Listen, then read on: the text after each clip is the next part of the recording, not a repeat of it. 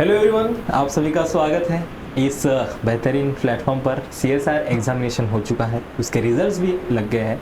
तो इस रिज़ल्ट में कोई लोगों ने एलएस क्वालिफाई किया है, कोई लोगों ने जेआरएफ क्वालिफाई किया है और जेआरएफ के साथ साथ टॉप रैंकर्स में भी है। कोई डबल डिजिट है, कोई सिंगल डिजिट है, कोई ट्रिपल डिजिट है। तो ऐसे ही एक एस्पिरेंट, अभी तो वो एस्पिरेंट नहीं रहे, अभी वो जेआरएफ हो गए उनका। एंड उन्होंने 40 या फिर 50 टॉप 50 रैंक उनका जेआरएफ में है। वो खुद ही बताएंगे कि कैसे उन्होंने प्रिपरेशन किया है एंड कैसे फेसेस उन्होंने, कैसे डिफ़िकल्टीज उन्होंने फेस किए हैं। ये सारी बातें आज उनसे खुल के बात करेंगे। एंड ये महाराष्ट्र के कोकण से बिलोंग करते हैं। एंड कोकण में भी, जहाँ से आप सभी लोग अभी घर बैठ के हापुस आंबे खा रहे हो, वो आम खा रहे हो, तो वही इनके गांव से आता है, देवगढ़ से है ये। तो बहुत अच्छी बातें इनसे करेंगे एंड लास्टली इनसे आम भी मंगवाएंगे। ठीक है, तो सबसे पहले इनका इंट्रोडक्शन करवा लेते, तो please introduce yourself. Sure, sure. My name is Swarali Gupte और मैंने अपनी बीएससी इन zoology कंप्लीट किया है आबासाहेब गरवाले कॉलेज पुणे से। उसके बाद मैं वीआईटी वेल्लोर में थी, वहाँ पे मैंने एमएससी बायोटेक्नोलॉजी किया है। और उसी ड्यूरिंग दैट टाइम ओनली कि जो लास्ट के 6 मंथ्स थे मेरे मास्टर्स के, तो मैंने पूरे आईएफएस के क्लासेस जो उनका ऑनलाइन प्रोग्राम है वो ज्वाइन किया था। तो मतलब पहले तो लाइक ये जो भी सक्सेस मैंने अचीव किया है वो एब्सोल्युटली उनकी वजह से ही है, क्योंकि पूरा मैंने उनका ही शेड्यूल फॉलो किया था कि पूरे क्लासेस किए थे। और जो भी मैं 6 मंथ में कंप्लीट नहीं कर पाई थी, क्योंकि मैं काम भी, मतलब मेरा मास्टर थीसिस चल रहा था, तो मैं लैब में काम भी करती थी और फिर शाम को पढ़ती थी। तो फिर उस टाइम पे मैंने वो 6 मंथ आगे एक्सटेंड करके फिर पूरा 6 मंथ फोकस स्टडी किया था दिसंबर तक। और फिर मैंने वो एग्ज़ाम मैं जब जून जुलाई का अटेम्प्ट था, तो वो मैं थोड़ा कम परसेंटाइल आया मेरा। फिर मैंने वो 6 मंथ पूरा फोकस करके किया, तो बाद में अच्छा स्कोर आ गया। रैंक भी तो बता दो, क्यों शर्मा रहे हो? अभी मेरी 48 रैंक आई है। वो भी बहुत अनएक्सपेक्टेड था। मतलब एक्सपेक्टेड ये था कि मैं क्लियर कर पाऊंगी, क्योंकि मतलब पूरा, मतलब मैंने आईएफएस का ऑनलाइन क्लासेस लिया ही था और उनके बुक्स भी लिए थे। मतलब जो भी स्टडी मटेरियल है उनका पूरा वो लिया था, तो मैंने बुक्स सारे पढ़े थे। और बाद में एमसीक्यू और उनका जो यूट्यूब पे 2 months before the exam, 1 month before the exam, वो जो भी वो ऑनलाइन लाइव क्लासेस लेते हैं, तो वो लाइक आई वुड सजेस्ट कि वो ज़्यादा इम्पोर्टेंट है। वो क्विक रिवीजन हो जाती है, क्योंकि हर बार पढ़ना, इतना गो थ्रू करना नोट्स से, वो एंड में थोड़ा टायरिंग हो जाता है। मतलब ऐसा लगता है कि सेम कंटेंट फिर वही पढ़ रहे हैं, फिर बोर हो जाते हैं। मतलब ये बहुत ही कॉमन बात है कि ऐसा हो सकता है कि कभी कभी लग सकता है कि अभी बस हो गया, अभी और नहीं पढ़ना है। पर वो क्विक रिवीजन इसमें वीडियोस के थ्रू हो जाती है, तो वो बहुत हेल्पफुल। राइट, क्योंकि वो टाइम कंज्यूमिंग हो जाता है ना, जब आप उतने पूरे नोट्स पढ़ते हो, टाइम कंज्यूमिंग के साथ साथ वो बोरिंग भी हो जाता है। तो बहुत आपको लगता है कि ये लेम, हम क्या पढ़ रहे हैं, कि सब मज़ा नहीं आ रहा, वही वही सब, ये तो सब मुझे पता है। बट जब आप वो वीडियो के नज़रिए से देखते हो ना, वीडियो से देखते हो, तो वो डायरेक्टली आपके कान में से सीधा दिल तक, दिमाग तक पहुंच जाता है कि ऐसी ऐसी बातें हैं। तो वो फास्ट रिवीजन के लिए मैपिंग सीरीज बहुत हेल्पफुल रहती है। सो आपने कहा था आपके मास्टर्स में आपने इसका प्रिपरेशन स्टार्ट किया था, तो उस पहले अटेम्प्ट से, जो जून 2024 का अटेम्प्ट था, उससे आपने क्या सीखा है तो इतनी बेहतर रैंक आपकी दिसंबर में आ गई?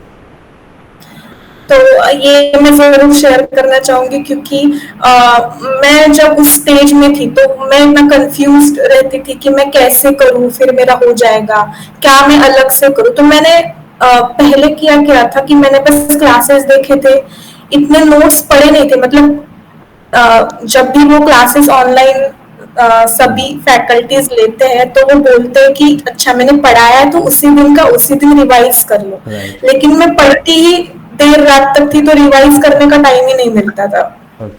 तो बस पढ़ के मैंने नोट्स बना के रखे थे, मैंने वो बाद में पढ़े ही नहीं थे। बस 1 मंथ बिफोर द एग्जाम मैं वो नोट्स पढ़ के बस एग्जाम के लिए गई थी, और मेरा लाइक 103 मार्क्स आए थे उस टाइम पे। तो फिर मुझे थोड़ा कॉन्फिडेंस आ गया था कि ठीक है, अगर मैंने अच्छे से नोट्स पढ़ लिए तो शायद मेरा हो जाएगा, लेकिन फिर भी डाउट था कि नोट्स पढ़ के बस होगा या नहीं होगा ऐसा। और मैंने एमसीक्यूज बहुत कम सॉल्व किए थे मेरे पहले अटेम्प्ट में, क्योंकि टाइम ही नहीं मिलता था, तो मैं एमसीक्यूज सॉल्व नहीं कर पाती थी।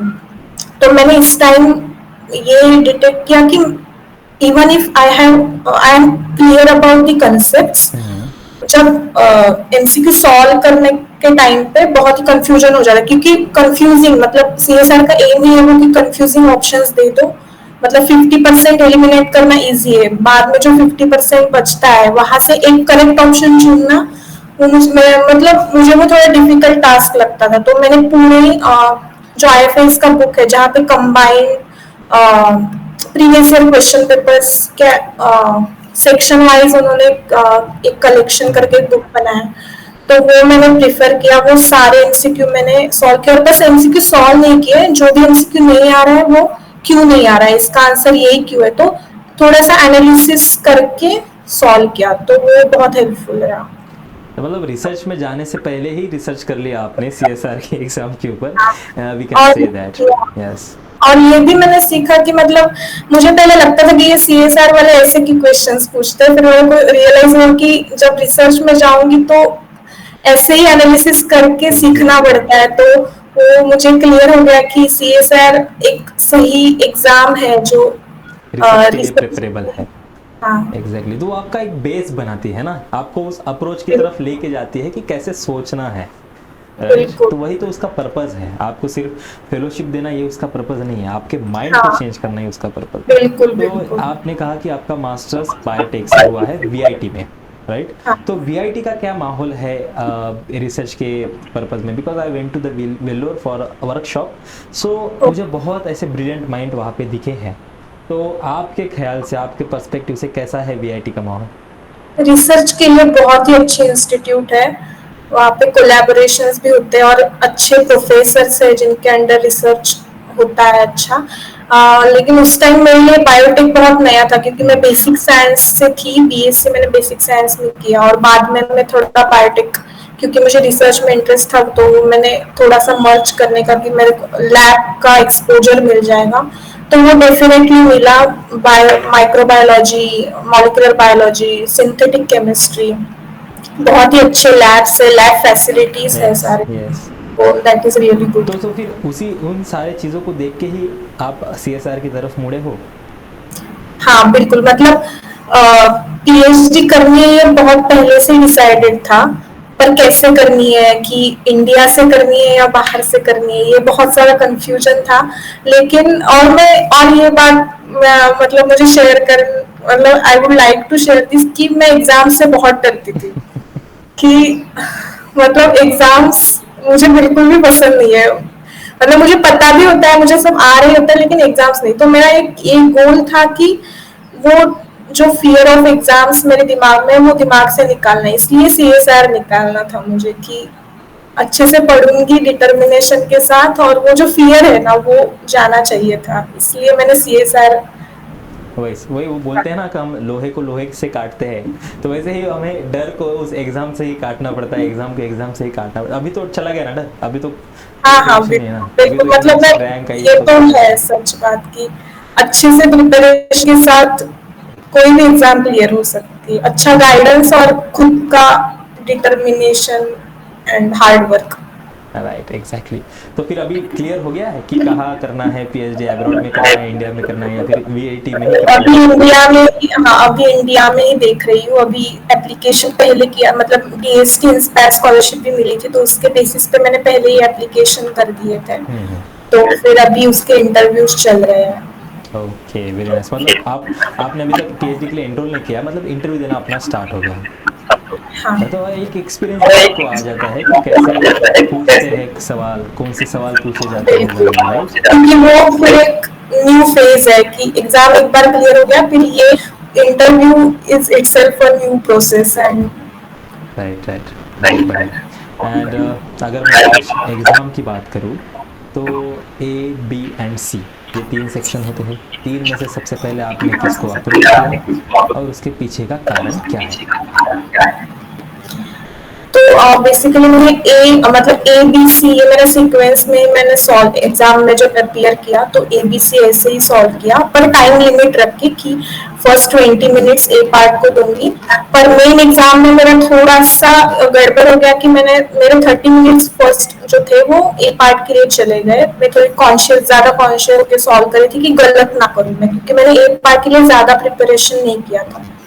फिर बी और बी के लिए around 45 minutes and remaining time for C part. और मैंने एक डिसाइड करके रखा था कि मैं फिर से क्रॉस चेक नहीं करूंगी, जब भी आंसर अटेम्प्ट क्वेश्चन अटेम्प्ट करूंगी तो वहीं पे सही छोड़ दूँ, करूंगी, हाँ। मतलब वहीं पे अच्छे से अटेम्प्ट करूंगी, तो बाद में चेक करने में वो मेसी हो जाता है। जाते हैं। हाँ, नहीं, टाइम भी उसमें चला जाता है कि फिर से वो क्वेश्चन पढ़ो, फिर उसका लॉजिक लगाओ। और मेरा फर्स्ट जब मैंने अटेम्प्ट दिया था तो पार्ट बी में मेरा बहुत ही कम परसेंटाइल आया था।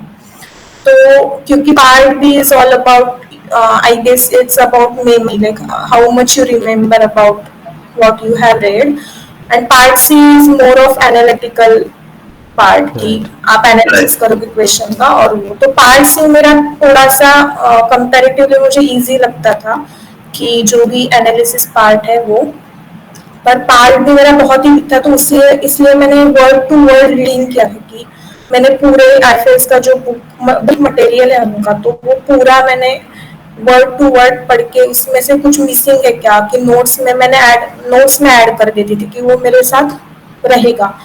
और रीडिंग अगर लाइक रिपीटेड रीडिंग मुझे लगता है उसने पार्ट बी में हेल्प किया, तो इस बार मेरा शायद पार्ट बी में 100% आ जाता। लेकिन एक क्वेश्चन जो मतलब पता नहीं सी सर वालों ने वो गलत दे दिया, लेकिन वो एक्चुअल में सही है। तो व्हाट एक्यूरेसी, राइट। बहुत आपने ये एक्यूरेसी डेवलप की है। सोचिए आपकी एक्यूरेसी जो है, आपने कहा कि 100% मेरा सही हो जाता बी पार्ट में, तो ये एक्यूरेसी आपकी आई कैसे?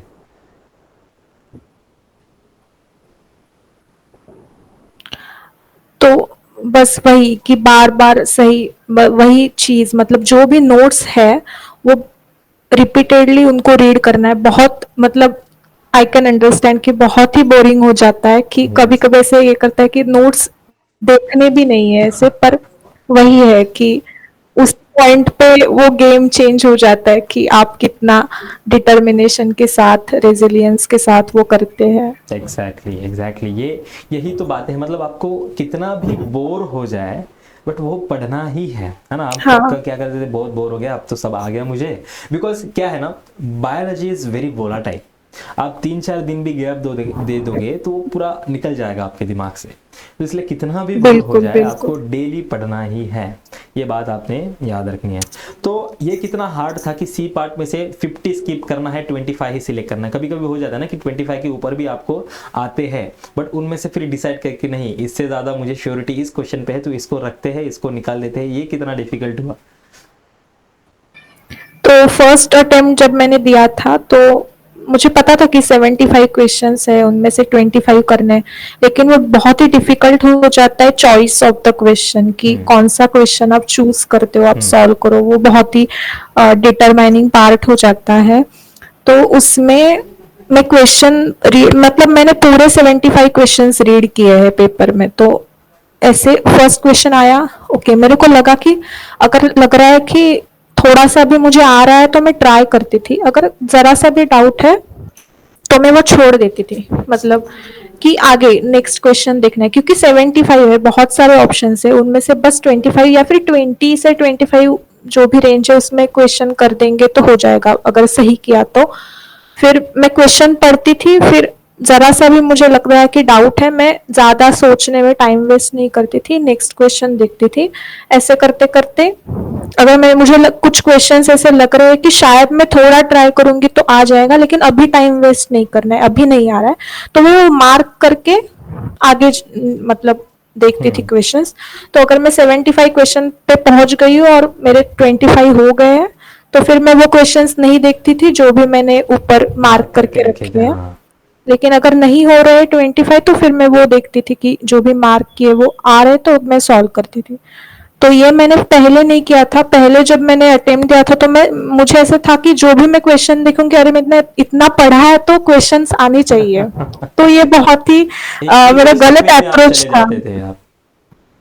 Sorry sir. आप इगोइस्टिक वे में चले जाते थे कि अगर मैंने पढ़ा है तो मैं इसको सॉल्व करके ही रहूंगी। हाँ हाँ, तो ये थोड़ा गलत अप्रोच है कि नहीं हो, मतलब बहुत सारे क्वेश्चंस ऐसे ही होंगे जो नहीं आ रहे, तो वो देख के मैं फर्स्ट अटेम्प्ट में बहुत ही पैनिक हो गई थी कि अब तो नहीं हो रहा है, मतलब इतना पढ़ के भी नहीं आ रहा है तो अब क्या आएगा। हाँ लेकिन नहीं, मतलब वही है ना कि 7 आउट ऑफ 75 बस 25 सॉल्व करने हैं, ज्यादा छोड़ने हैं। तो एग्जैक्टली। जो क्वेश्चन छोड़ते हैं आप, शायद उस पे सिलेक्शन डिपेंड करता है। वही वहां बाद में जाके कोई नहीं देखता कि हाँ इन्होंने बहुत हार्ड क्वेश्चन सॉल्व किया है, इनको नहीं, तो बिल्कुल एक्स्ट्रा भी नहीं। 10,000 हाँ। दे दो ऐसा कोई और नहीं मुझे सोचता लगता है है। कि बेसिक पढ़ाई पे 20 क्वेश्चंस तो आराम से बन जाते हैं पार्ट सी के। नहीं तो बेसिक पढ़ाई होनी चाहिए, बट वो सिलेक्टेड होना चाहिए, ओरिएंटेड होना चाहिए, हाँ है ना, कि आपको हाँ पता हो कि वो ज्यादा कहाँ से पूछते हैं। बट ऐसा तो नहीं है हाँ कि ज्यादा आप टॉपिक में ज्यादा डिसाइड कर सकते हो। यूनिट तो आपके सब सेम वेटेज वाले होते हैं, बट यूनिट में से राइट। अगर आपने टॉपिक परफेक्टली पढ़े हैं हाँ तो हाँ वो आपको बिल्कुल। फायदा देंगे, है ना। तो क्योंकि हाँ, हाँ यस प्लीज कंटिन्यू। वहां पे मतलब जैसे कि जब मैंने वो पीवाई क्यू सॉल्व किए तो मुझे आइडिया आ गया कि P Y Q number of question, जैसे कि मॉलिक्यूलर बायोलॉजी में रिप्लिकेशन आप छोड़ ही नहीं सकते, मतलब रिप्लिकेशन पार्ट बी में एक क्वेश्चन या फिर पार्ट सी में क्वेश्चन तो आएगा ही। तो वो मैंने पार्ट्स आइडेंटिफाई किए थे कि ऐसे कौन से उसमें से भी सब टॉपिक्स है जो मैं छोड़ ही नहीं सकती, जो मुझे perfect like word to word कुछ भी पूछे। मतलब एक शायद दिसंबर नहीं, उसके जून का जो अटेम्प्ट मैंने दिया था उसमें उन्होंने हेलिकेज का ये सब यूनिट्स पूछे थे और मुझे नहीं आया, तो मैंने जाके नोट्स में देखा तो वहां पे था और मुझे नहीं आ रहा था। तो मुझे ये था कि नहीं, मतलब कुछ भी पूछ सकते हैं। यस और ऐसा नहीं होगा कि आईएफएस ने जो भी नोट्स दिए उसमें वो होगा, लेकिन वो बस हम रीड उतना कर, ध्यान नहीं देते हैं, हम हाँ निगलेक्ट वो कर हम देते हैं। छोड़ देते हैं कि, या फिर याद भी नहीं रहता क्योंकि इतना रीड नहीं किया होता है। एग्जैक्टली। लेकिन फिर वो मैंने आइडेंटिफाई किया कि ऐसे कुछ चीजें जैसे कि सेल साइकिल है, सेल बायोलॉजी में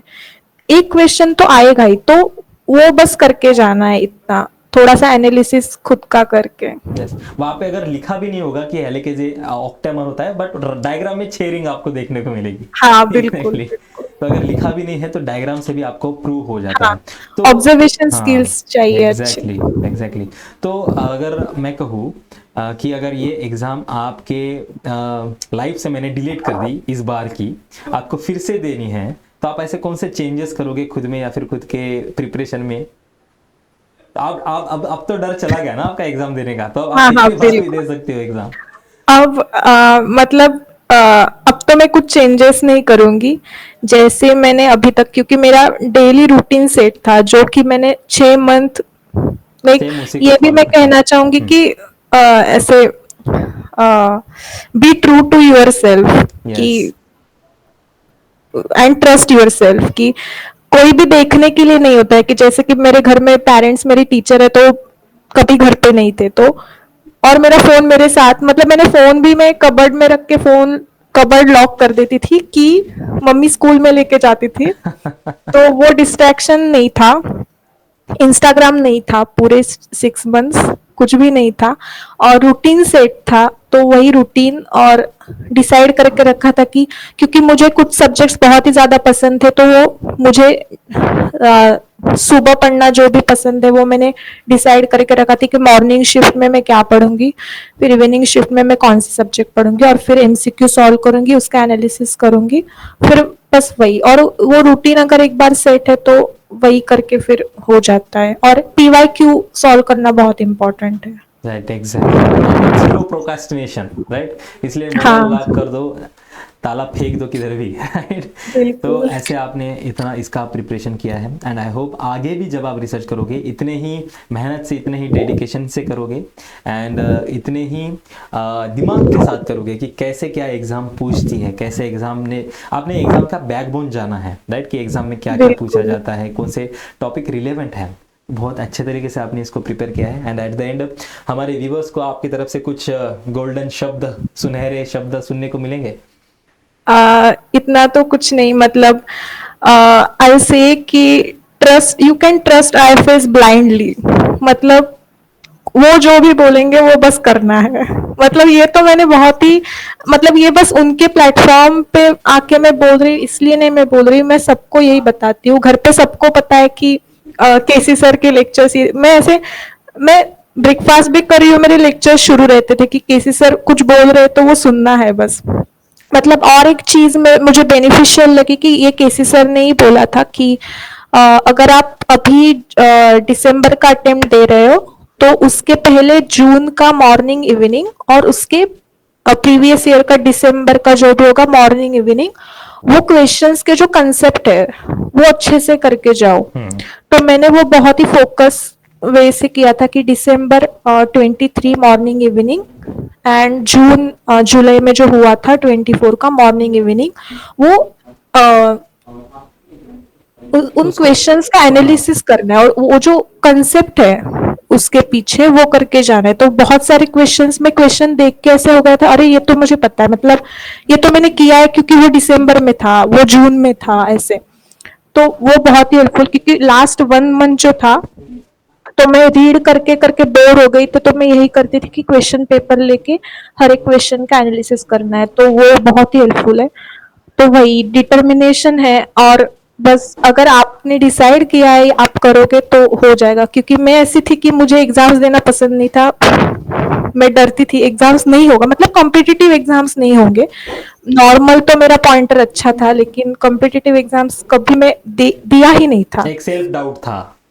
हाँ, कि शायद वो नहीं कर पाऊंगी, और सीएसआर तो सब बोलते कि टफ है, तो मुझे लगता था कि नहीं होगा, मतलब इतने लोग बोल रहे टफ है तो मुझसे तो नहीं होगा, लेकिन हाँ। टफ तो है, लेकिन अगर हो सकता है। मतलब पॉसिबल है, बिल्कुल पॉसिबल है। Exactly. लोग तो कहते ही रहेंगे ना, आप कौन सी भी एग्जाम दो, लोग कहेंगे इसको मत करो ये हार्ड है, और वो कौन से लोग कहते हैं जिन्होंने उसको ट्राई ही नहीं किया है। हाँ राइट, जब बिल्कुल। आप ट्राई करो, उसको अटेम्प्ट करो, फिर बोलो कि नहीं होगा मुझसे, पहले ट्राई तो करो। तो इसका मतलब ये है कि जो आम खाने वाले लोग हैं वो बहुत होशियार होते हैं। तो हम वी कैन कंक्लूड दैट कि आपने बहुत अच्छे तरीके से इस एग्जाम को टारगेट किया है। आई होप आगे भी ऐसे ही स्ट्रेटजीज अपने ज़िंदगी में आप अपनाओगे। कुछ भी आपको ट्रबल शूटिंग आए तो ऐसे ही आप करोगे। जब रिसर्च में जाओगे तो 1 टाइम में रिजल्ट नहीं आएगा, 2nd टाइम में रिजल्ट नहीं आएगा, but you yes sir, have to be patient, है ना। आपने पेशेंस सीखा है इसमें। यस सर, फॉर एग्जैक्टली, तो ये श्योर। बहुत काम आएगा आपके आने वाले लाइफ में। आपने एक डिसिप्लिन फॉलो किया है, तो आई होप बहुत बेस्ट रहेगा आपका फ्यूचर। और ऐसे ही पॉजिटिव वाइब्स मेंटेन रखना खुद के आजू बाजू, जो भी नेगेटिव लोग यस, हैं दूर रहना उनसे, एंड आम खाते रहना। ठीक है, चलो, yes all the sir, best and thank you for your precious time. Okay. Yes, thank you sir.